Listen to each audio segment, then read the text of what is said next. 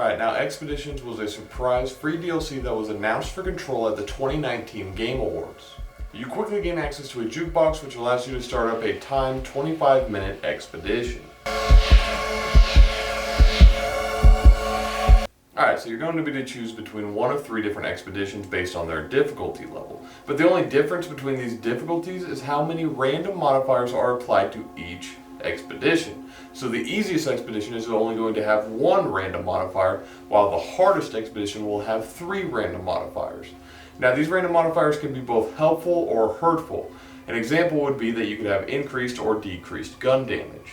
Now one annoyance I have right off the bat is with how you access these expeditions. You have to insert jukebox tokens. Now you can either earn these tokens or you can craft them. And luckily crafting them does not cost too much, but I find it frustrating that these expeditions are pretty challenging and the game is essentially punishing you every time you fail them, while also artificially lengthening the DLC by making you have to go out and craft or find these tokens in order to get back into the expeditions. I find that doing away with the token thing altogether would have been more appealing to me. The actual expedition consists of traversing 4 arena-like locations to complete different objectives such as surviving so many waves, capturing control points, throwing corrupted items into a furnace, and recovering beacons off of dead soldiers.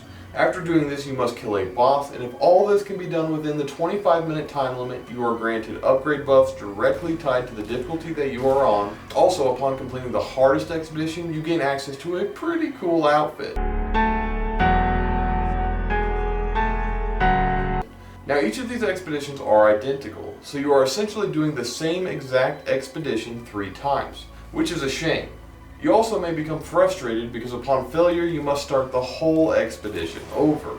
Luckily, you are able to die, you just can't run out of time.